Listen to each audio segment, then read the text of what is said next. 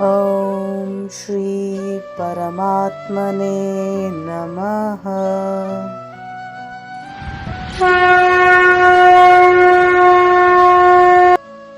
मैं श्रीमद् भगवत गीता हूँ।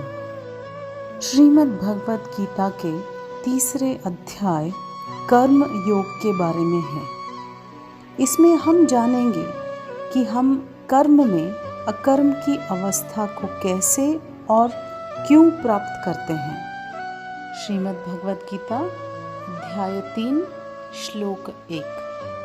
अर्जुन उवाच जायसी चेत् कर्मणस्ते मता बुद्धिर्जनार्दन तत्किं कर्मणि घोरे मां नियोजयसि केशव।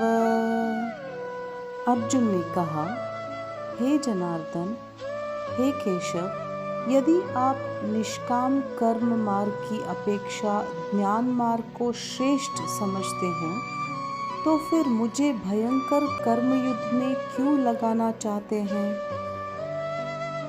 श्रीमद् भगवत गीता अध्याय 3 श्लोक 2।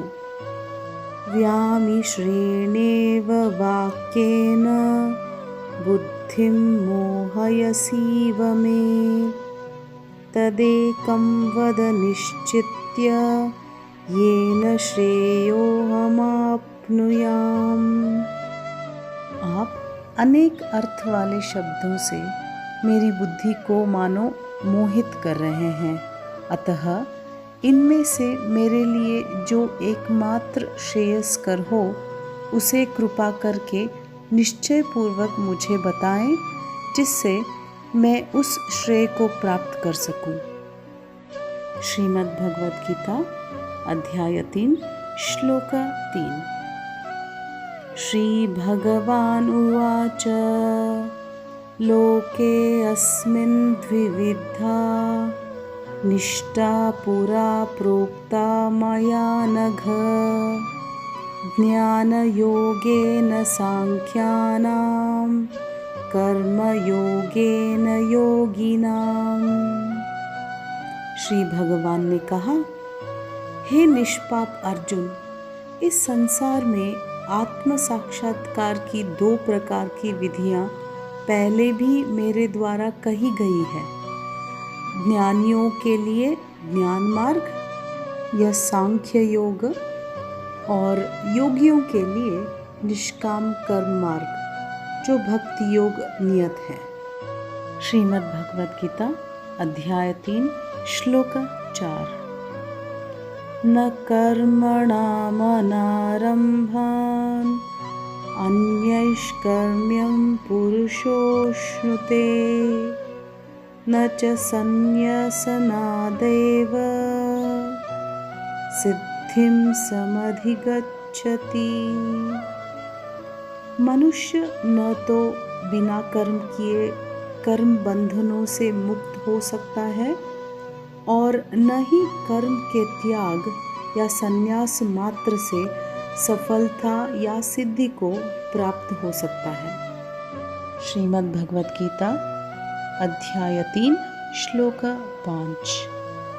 न हि कश्चित् क्षणमपि जातु तिष्ठत्य कर्मकृत् कार्यते ह्यवशः कर्म सर्वः प्रकृतिजैर्गुणैः।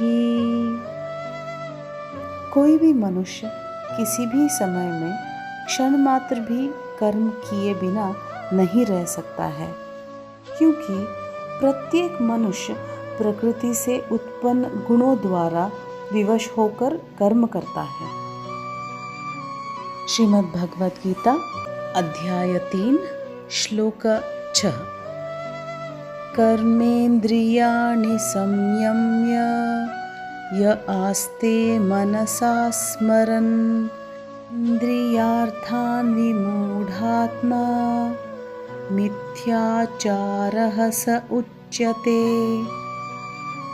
जो मनुष्य कर्म इंद्रियों को वश में तो करता है, किंतु मन से इंद्रियों के विषयों का चिंतन करता रहता है, ऐसा मूर्ख जीव मिथ्याचारी कहलाता है।